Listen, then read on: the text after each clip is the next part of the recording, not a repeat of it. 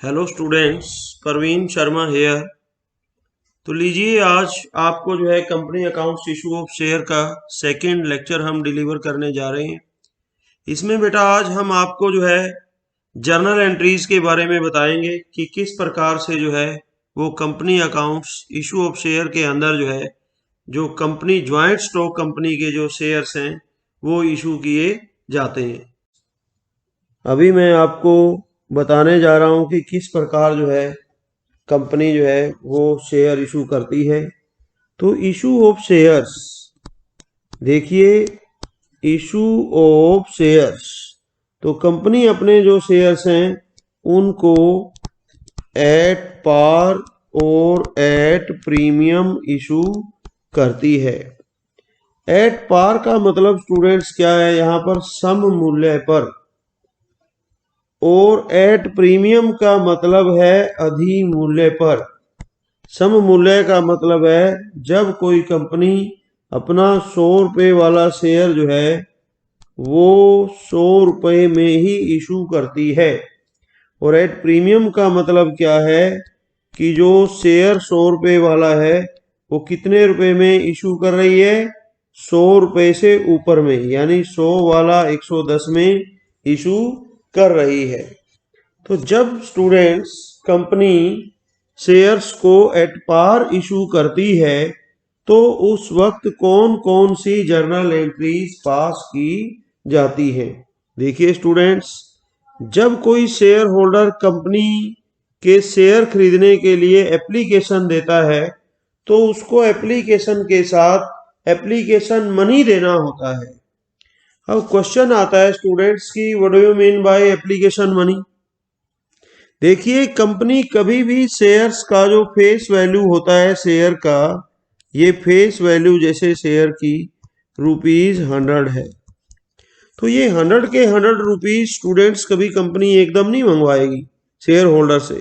उसको जैसे एप्लीकेशन के साथ इसमें से ₹30 मंगवा लिए, अलॉटमेंट के साथ ₹20 मंगवा लिए, फिर फर्स्ट कॉल के साथ जो है ₹30 मंगवा लिए, फिर सेकेंड एंड फाइनल कॉल के साथ ₹20 मंगवा लिए।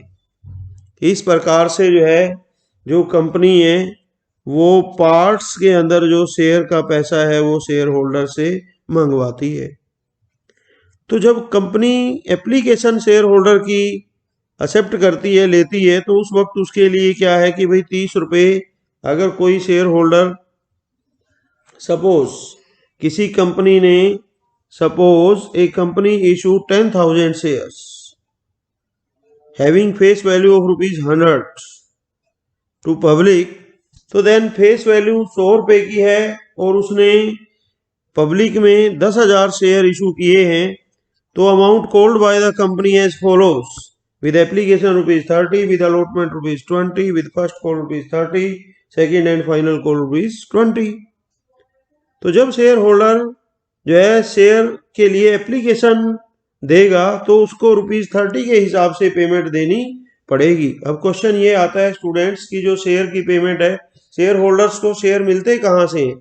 कोई भी कंपनी है जब जो है अपने शेयर इशू करती है तो वो अपना एक बैंक भी नॉमिनेट करती है, और जो बैंक, जिस बैंक में उस कंपनी का अकाउंट होता है, जिस बैंक को वो ऑथोराइज करती है, उसी बैंक से उस कंपनी के शेयर जो है वो शेयर होल्डर एप्लीकेशन देते हैं और एप्लीकेशन मनी डिपॉजिट करवाते हैं। तो देखिए, जब शेयर होल्डर एप्लीकेशन देंगे तो बैंक में पैसा आएगा। तो फर्स्ट जर्नल एंट्री क्या बनेगी students, bank account debit, bank account debit to share application account. ठीक है ना। अब सपोज कंपनी ने 10,000 शेयर इशू किए हैं और एप्लीकेशन मनी कितना है स्टूडेंट्स, ₹30। तो 10,000 शेयर हैं और इधर 30 रुपये जो है एप्लीकेशन के साथ मंगवाने हैं, तो यहां पर एप्लीकेशन के साथ कितना पैसा आएगा स्टूडेंट्स, ₹3 लाख। कितना आएगा, ₹3 लाख। तो यहां पर क्या लिखेंगे नरेशन में, share application money, share application money received for 10,000 shares. At the rate of ₹30 each. ये एप्लीकेशन मनी जो है मंगवा लिया। अब जब एप्लीकेशन मनी मंगवा लिया स्टूडेंट्स नंबर 1 पे, तो नंबर 2 पे जर्नल एंट्री क्या होगी? नंबर 2 पे जर्नल एंट्री होगी जो एप्लीकेशन मंगवाई है इस पैसे को इनको शेयर अलॉट किए जाएंगे। अब तो जब शेयर होल्डर को शेयर अलॉट किए जाते हैं तो उनका जो एप्लीकेशन मनी है वो शेयर कैपिटल में ट्रांसफर कर दिया जाता है। तो जर्नल एंट्री नेक्स्ट क्या बनेगी students? Share application account debit to share capital account by ₹3 lakh, यानी share application money transfer to share capital account. ये एंट्री नंबर 2 बनेगी स्टूडेंट्स। अब देखिए इसके बाद जो शेयर होल्डर जो कंपनी है वो शेयर होल्डर से अलॉटमेंट का पैसा मंगवाती है। तो जब अलॉटमेंट का पैसा मंगवाएगी, जैसे ही उन्होंने शेयर अलॉट कर दिए, कंपनी ने जैसे ही शेयर अलॉट स्टूडेंट्स कर दिए, उसके बाद share allotment money company due करती है। तो जर्नल एंट्री क्या बनेगी? Share allotment account debit to share capital account. अब देखिए एप्लीकेशन के साथ कितना पैसा मंगवाया था? 30। अलॉटमेंट के साथ कितना था? 20। फर्स्ट कॉल के साथ कितना था? 30। सेकेंड एंड फाइनल कॉल के साथ कितना था? 20। तो देखिए अब अलॉटमेंट के साथ 20 है, 10,000 शेयर है, तो कितना पैसा आएगा स्टूडेंट्स? ₹2 लाख। तो ये आएगा शेयर अलॉटमेंट मनी ड्यू। पहले ड्यू होगी अलॉटमेंट और फिर ड्यू के बाद रिसीव की डेट होती है कि भी इतने से इतनी तारीख के बीच में, इतनी तारीख को अलॉटमेंट ड्यू हुई है और इतनी तारीख तक अलॉटमेंट का पैसा डिपॉजिट करवाना है। तो जब शेयर होल्डर बैंक में पैसा डिपॉजिट करवाएंगे तो जर्नल एंट्री क्या बनेगी? Bank account debit to share allotment account. ये 2 लाख रुपया शेयर होल्डर्स बैंक में डिपॉजिट करवा देंगे। तो यहाँ क्या लिखा जाएगा? Share allotment money due, sorry received, share allotment money received. उसके बाद ऐसे ही फर्स्ट कॉल ड्यू करेंगे students. Share first call account debit to share capital account. 30 रुपए की फर्स्ट कॉल है तो रुपीज कितना आएगा? 3 लाख जो है यहाँ आएगा share first call money due. ये शेयर फर्स्ट कॉल का पैसा ड्यू कर दिया। उसके बाद शेयर फर्स्ट कॉल रिसीव होगी। जर्नल एंट्री क्या बनेगी? Bank account debit to share first call account. यहाँ पर ₹3 लाख, यहाँ आएगा share first call money received. उसके बाद second and final call due होगी। Share second and final call account debit to share capital account. ये 20 रुपये हैं, 10,000 शेयर्स हैं। ये 2 लाख रुपीज जो है share second and final call money due. उसके बाद स्टूडेंट्स रिसीव की entry, bank account debit to share second and final call. जो सेकंड एंड फाइनल कॉल का ₹2 लाख है उसको रिसीव किया जाएगा। इस प्रकार से स्टूडेंट्स एट पार, जब कोई कंपनी अपने शेयर्स को एट पार इशू करती है, कौन से शेयर को? जो फुली कॉल्ड अप है, पूरा का पूरा पैसा उनका मंगवाया गया है, ठीक है ना, और फुली पेड अप है और पूरा का पूरा पैसा जो है वो शेयर होल्डर ने उनका पे भी कर दिया है, तो उन शेयर्स के लिए इस प्रकार से स्टूडेंट्स जर्नल एंट्रीज आपको पास करनी है। उसके बाद आपको क्वेश्चन में ये भी कहा जा सकता है कि आप शेयर कैपिटल अकाउंट बना करके दिखाइए। तो शेयर कैपिटल अकाउंट आपसे अगर पूछ लिया जाता है तो बड़े आराम से आपको जर्नल एंट्रियां आपने पास कर ही दी हैं, तो इनकी सहायता से जो है आप वो शेयर कैपिटल अकाउंट भी स्टूडेंट्स बना सकते हो। ठीक है, तो इसके बाद देखिए अगला जो इसके अंदर रहेगा कि जब स्टूडेंट्स जो शेयर्स हैं उनको प्रीमियम पर इशू किया जाए, when shares are issued at premium, ठीक है ना। तो जब कंपनी शेयर्स को, प्रीमियम का मतलब क्या है स्टूडेंट्स, कि भी 100 रुपए वाला शेयर है वो कितने रुपए में इशू हो रहा है, 110 में, ठीक है ना। तो 100 रुपए वाला 110 में है, तो एप्लीकेशन के साथ रुपए मंगवाए हैं 40 और अलॉटमेंट के साथ जो रुपए मंगवाए हैं वो 30, फर्स्ट कॉल के साथ 20 और सेकंड एंड फाइनल कॉल के साथ भी 20 रुपए मंगवाए हैं। अब देखिए स्टूडेंट्स 40 और 30, 70, 20, 90 और 20, 110, टोटल अमाउंट 110 है। लेकिन ये इंफॉर्मेशन नहीं मिली कि भाई जो 10 रुपए प्रीमियम के हैं वो कहाँ हैं। तो in absence of particular information regarding security premium, तो सिक्योरिटी प्रीमियम को हम कहाँ मानेंगे, अलॉटमेंट। इसका मतलब जो 30 रुपए हैं इनमें 20 रुपए अलॉटमेंट के हैं और 10 रुपए किसके हैं, सिक्योरिटी प्रीमियम के। या तो स्टेटमेंट के अंदर आपको ये इस प्रकार से क्लासिफिकेशन दिया हुआ मिलेगा, और अगर नहीं दिया हुआ मिलेगा तो आपको अपने आप मान लेना है कि सिक्योरिटी प्रीमियम कहाँ आएगा, अलॉटमेंट के साथ आएगा स्टूडेंट्स। तो देखिए फर्स्ट एंट्री हम क्या करेंगे, सपोज जो इशूड शेयर्स हैं कंपनी के वो कितने हैं, 10,000 हैं। तो फर्स्ट एंट्री क्या होगी, bank account debit to share application account. तो फर्स्ट एंट्री 10,000 शेयर हैं, 40 रुपए एप्लीकेशन के साथ देने हैं। तो कितना अमाउंट बना स्टूडेंट्स, देखिए ये 100 रुपए का एक शेयर है, तो 10,000 को ये 10,000 है और ये ₹40 है, ठीक है ना। तो कितना अमाउंट बना स्टूडेंट्स, ये 4 लाख रुपया बन गया। कितना बना है, ₹4 लाख।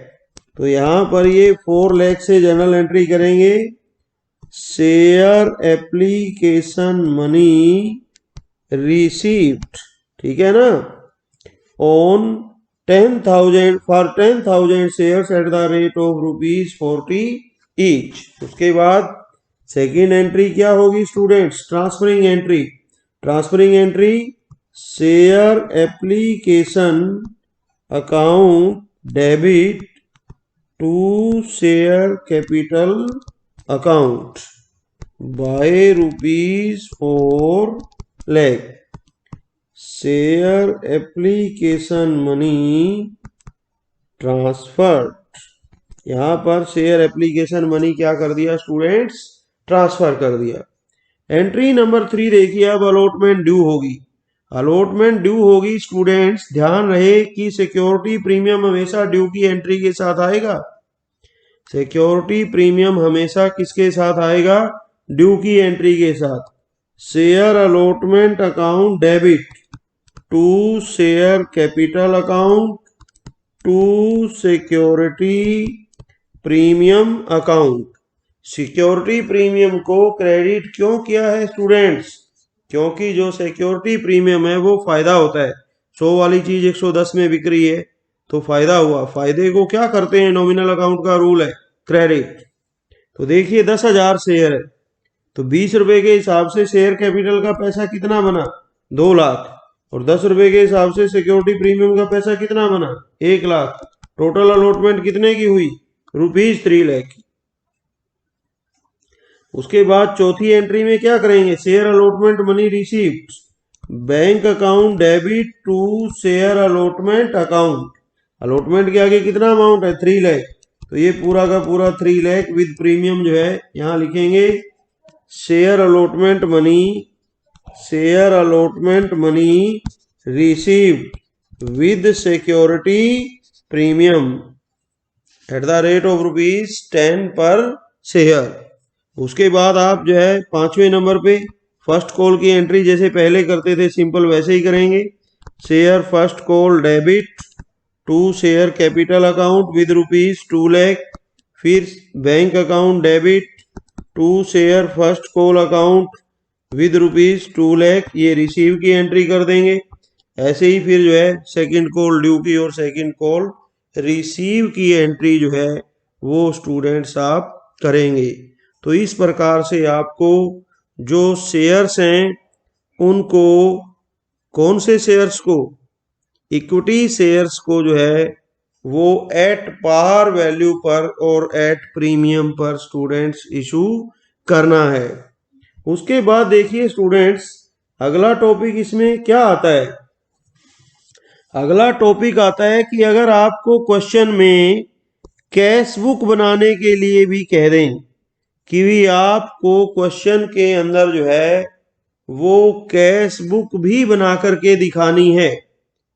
तो देखिए स्टूडेंट्स +1 में आपको पढ़ाया था कि जर्नल में और कैश बुक में क्या अंतर है। कैश बुक एक सब्सिडरी बुक होती है, कैश बुक भी बुक ऑफ ओरिजिनल एंट्री है, जर्नल भी बुक ऑफ ओरिजिनल एंट्री है। तो अगर आपको क्वेश्चन में कैश कॉलम साथ में बनाने के लिए कहा जाए तो बड़ी सिंपल सी बात है, जैसे मैंने अभी एंट्रियां की थी।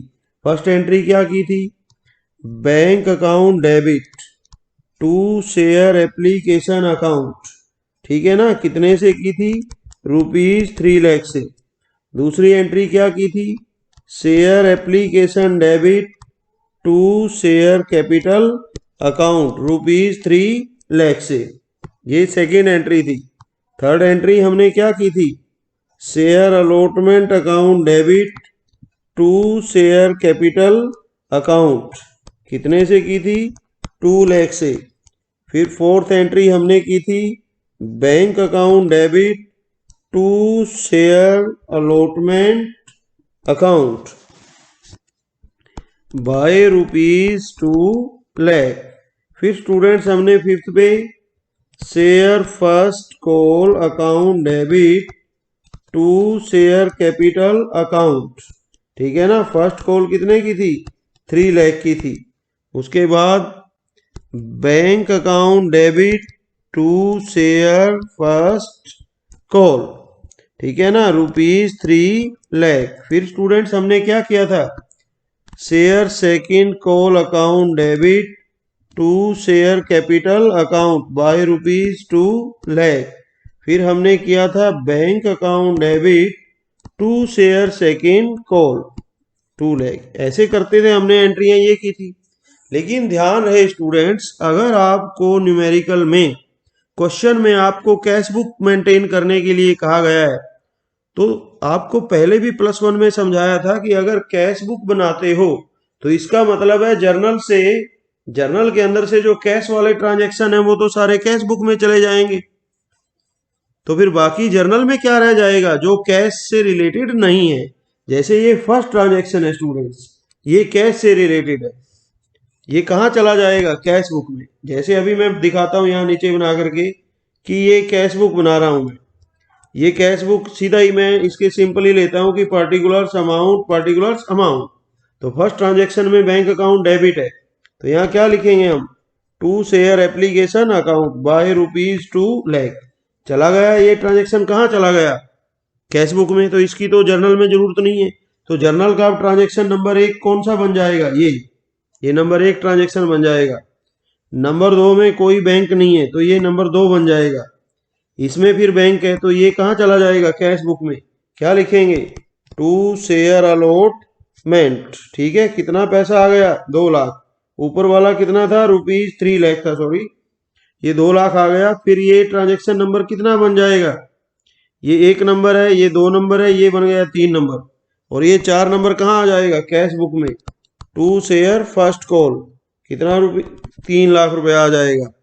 फिर ये ट्रांजैक्शन नंबर बन जाएगा 4, और ये ट्रांजैक्शन कहाँ आ जाएगा, कैश बुक में, to share second call, 2 lakh रुपए आ जाएंगे। इस प्रकार से आपको ये टोटल अमाउंट 3 और 2 5 और 3 8 और 2 10, यहाँ पर 10 लाख रुपए, ये 10 लाख रुपए क्या आ जाएगा, ये बैलेंस CD आ जाएगा, कैश बुक का बैलेंसिंग फिगर आ जाएगा 10 लाख रुपए। यानी कंपनी के पास ये जो शेयर इशू करने से कितनी शेयर कैपिटल आई है, ₹10 लाख।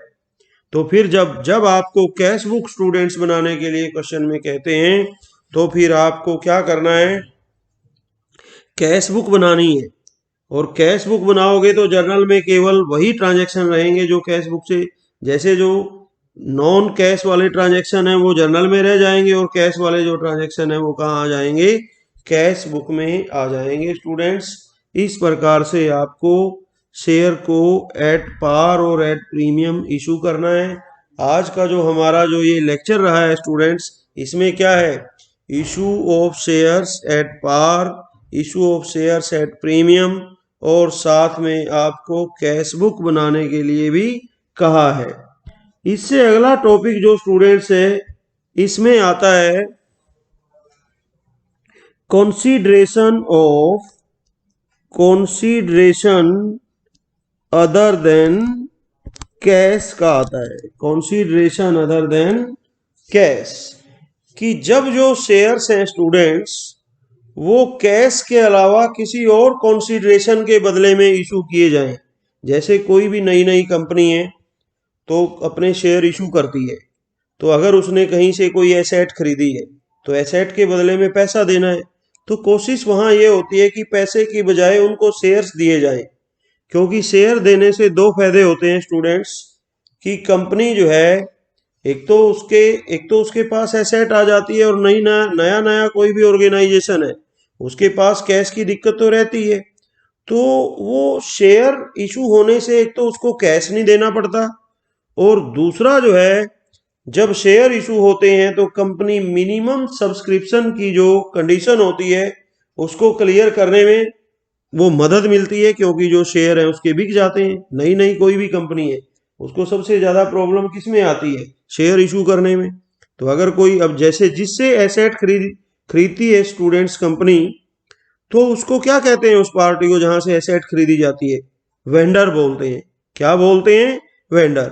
तो जैसे एसेट खरीदी, सपोज कोई भी एसेट खरीदी, हम एसेट के लिए ले लेते हैं sundry assets account debit to vendors personal account. मान लिया वेंडर से कोई एसेट खरीदी है 99,000 में। कितने में खरीदी है, ₹99,000 में। यहां लिखेंगे asset purchased from vendor, vendor से एसेट परचेज की। अब वेंडर से स्टूडेंट्स एसेट परचेज कर ली, तो अब वेंडर को पैसा तो देना नहीं है, क्योंकि कंसीडरेशन कौन सा टॉपिक हम कौन सा कर रहे हैं, कंसीडरेशन अदर देन कैश, कि कैश के अलावा जब वैसे ही कंसीडरेशन कर दिया जाए। तो देखिए वेंडर को हमें 99,000 रुपीज देने हैं। अब यहां पर दो ऑप्शन है हमारे पास, कि हम उसको एट पार शेयर इशू कर रहे हैं या एट प्रीमियम। यानी यहां शेयर की कीमत 100 रुपए है और यहां शेयर की कीमत कितनी है, 110 रुपए। तो देखिए अगर हम एट पार शेयर इशू करते हैं स्टूडेंट्स, तो ये 99,000 जो है ये रुपीज है, और एक शेयर की वैल्यू कितनी है, 100 रुपए। तो कितने शेयर्स करेंगे, 900, देखो 990। कितने शेयर्स इशू करेंगे स्टूडेंट्स, 990 शेयर जो है ये क्या है, number of shares required to be issued to vendor. Vendor को इशू करने हैं 990 शेयर्स। तो देखिए जर्नल एंट्री पहली ये हो जाएगी, दूसरी कौन सी हो जाएगी, vendors personal account debit to share capital account. यहां लिखेंगे 990 shares issued to vendor at the rate of ₹100 each। अगर एट पार शेयर इशू किए हैं, अगर एट प्रीमियम किए हैं तो देखिए उसको 99,000 रुपीज हमने देने, शेयर की वैल्यू हमारे 110 है, तो यहाँ पर 0। तो यहाँ पर कितने शेयर इशू करने पड़ेंगे? 900। यहाँ पर number of shares required to be issued to vendor जो है वो कितना बना हमारा? 900 बना। तो 900 का मतलब देखिए यहाँ क्या है, यहाँ देखिए कि vendors personal account debit, vendor को तो हमें 99,000 ही देने, लेकिन to share capital account, share कितने इशू हुए हैं? 900। एक शेयर की फेस वैल्यू कितनी है? 100। तो यहाँ कितना आ गया स्टूडेंट्स? 90,000। और to security premium account, 900 share है, सिक्योरिटी प्रीमियम कितना है? सिक्योरिटी प्रीमियम 10 रुपए है, तो यहां आ गया 9,000। ये देखिए स्टूडेंट्स, फर्स्ट एंट्री, दोनों केसेस में फर्स्ट एंट्री सेम होनी है, लेकिन अगर एट पार इशू हुए हैं तो ये एंट्री होगी, और अगर एट प्रीमियम इशू हुए हैं, एट प्रीमियम अगर शेयर इशू किए हैं तो फिर ये एंट्री की बजाय फिर ये एंट्री नहीं होगी, फिर आपको ये एंट्री पास करनी पड़ेगी। तो इस प्रकार से स्टूडेंट्स जो है आपको कंसीडरेशन अदर देन केस के अंदर जो है वो शेयर्स इशू करने हैं। ठीक है ना? तो आज का जो लेक्चर है हमारा स्टूडेंट्स, वो हम इसको यहीं एंड करते हैं। उसके बाद देखिए अगला जो लेक्चर है आपका वो हम नेक्स्ट डे रखेंगे, और उसमें फर्दर जो आपको न्यूमेरिकल्स हैं वो अच्छे से डिस्कस करवाए जाएंगे, और अगला जो टॉपिक है वो आपका डिस्कस किया जाएगा। तो इसी के साथ जो है हम आज का लेक्चर यहीं एंड करते हैं।